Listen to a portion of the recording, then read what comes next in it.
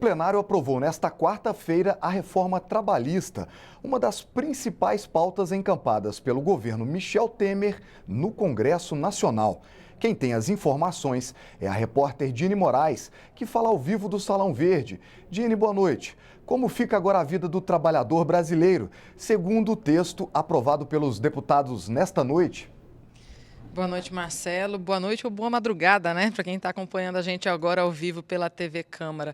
Bom, por enquanto, nada muda na vida dos trabalhadores brasileiros. Mas se o texto for aprovado pelo Senado e for sancionado da forma como ele está, provavelmente vai trazer muitas mudanças aí na vida dos trabalhadores brasileiros, porque traz mudanças em várias regras. Eu vou citar alguma delas, por exemplo, a legalização, né, a autorização para que aquela jornada de 12 horas de trabalho e 36 horas de descanso aconteça na prática. Também traz a regulamentação para o trabalho intermitente, que é aquele em que o trabalhador só recebe pelo período trabalhado, seja em horas ou seja em dia. Traz mudanças também aí no trâmite de ações trabalhistas, né, na Justiça do Trabalho, e também acaba com a contribuição sindical obrigatória, que é aquele desconto de um dia de trabalho do empregado, uma vez por ano, que vai direto para o sindicato da categoria.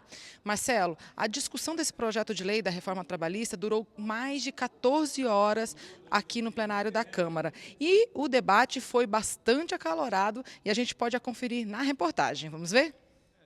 A sessão começou com diversas tentativas da oposição de barrar a votação da proposta de reforma trabalhista. Nós não podemos votar esta matéria antes de apreciar as medidas provisórias.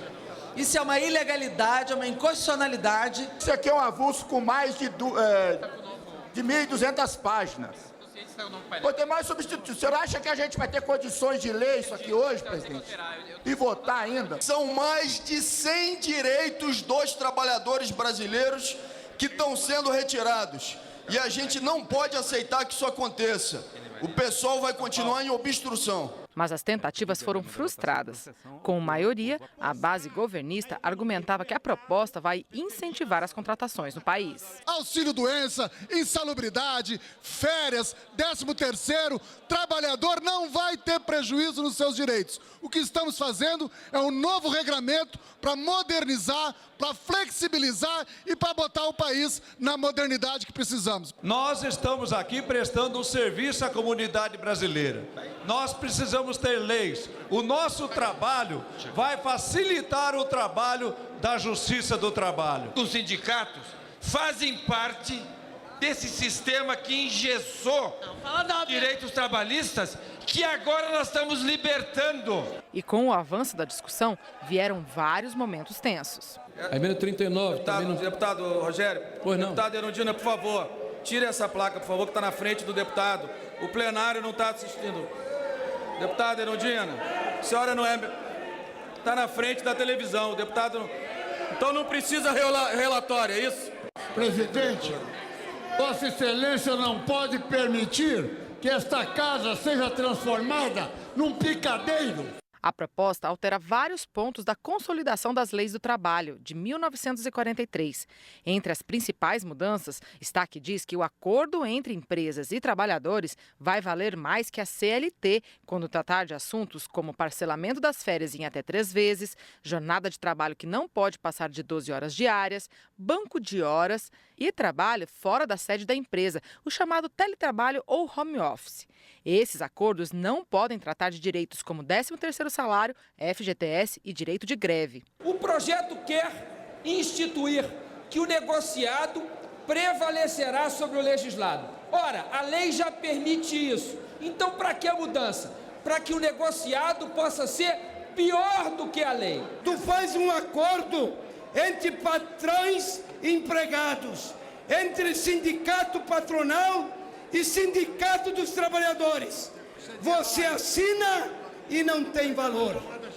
Isso que não pode mais acontecer. Outro ponto polêmico era a permissão do trabalho intermitente, ou seja, que o trabalhador seja contratado só por um período específico. O texto diz que quando isso acontecer, o trabalhador deve receber direitos como FGTS, férias e 13º salário equivalentes às horas ou dias trabalhados. O trabalho intermitente é a legalização do bico.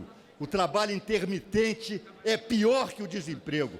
O trabalho intermitente gera quase que uma relação de escravidão entre o trabalhador e o empregador.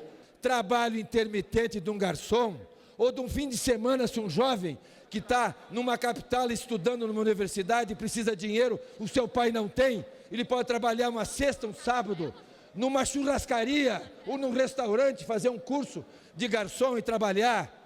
Toda essa mão de obra vai ter seus direitos adquiridos agora. Depois de mais de 10 horas de discussão, o texto principal foi aprovado. Aí foi a vez de apreciar os pedidos que os partidos fizeram de mudanças nesse texto.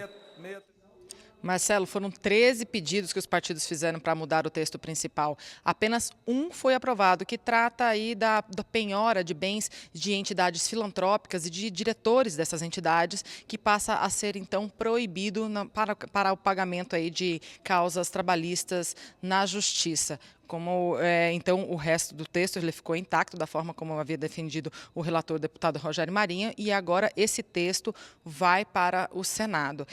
Vale destacar, Marcelo, que a votação da reforma trabalhista aqui no plenário da Câmara, ela foi considerada uma espécie de termômetro para uma outra reforma que está para chegar aqui, que ainda está na comissão especial, mas está para chegar por aqui, que é a reforma trabalhista, considerada aí a principal proposta do governo federal aqui na Câmara dos Deputados, aqui no Congresso dos Deputados, Então, é a reforma da Previdência, né?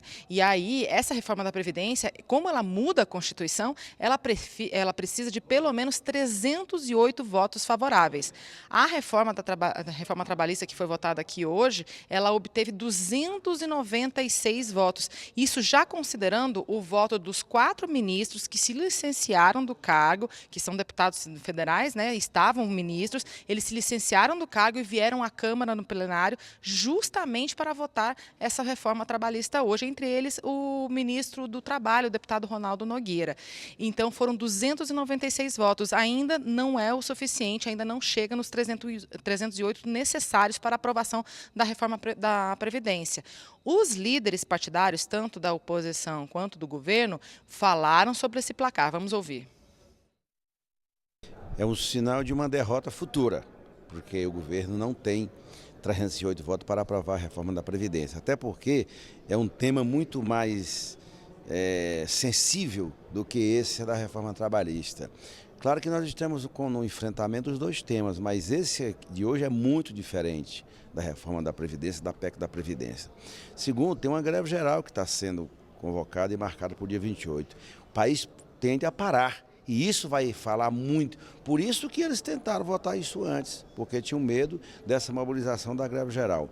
E terceiro, o governo, evidentemente, sabe que não tem os votos. Para ter os votos para a Previdência, eles precisavam ter hoje pelo menos 350 votos. Nós tivemos uma votação expressiva, são 296 votos com um quórum de 470. É uma votação bastante expressiva, não considero um quórum baixo de forma alguma, considero um quórum alto.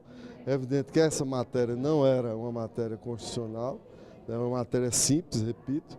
Mesmo assim, nós tivemos uma votação, inclusive, superior às votações anteriores que nós tivemos. Então, se for basear nisso, nós estamos no crescendo para chegarmos preparados na reforma da Previdência, que é um quórum qualificado, um quórum constitucional.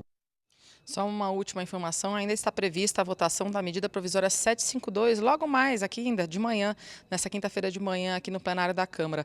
Essa medida provisória, ela trata da prorrogação de contratos de concessão ou a relicitação desses contratos de concessões de rodovias, ferrovias e aeroportos. Abrange aí as concessões feitas nos últimos 12 anos, em alguns casos pode até prorrogar esses contratos por até 30 anos. É com você, Marcelo. Dini, permanece essa convocação para uma reunião amanhã às 10 da manhã? Olha, permanece sim, mas a gente sabe que com a votação acabando neste horário, né, é difícil os deputados chegarem tão cedo aí, mas a sessão está prevista sim. Tá certo, o presidente disse que amanhã está sentado na cadeira às 10 da manhã. Vamos aguardar para ver o desenrolar.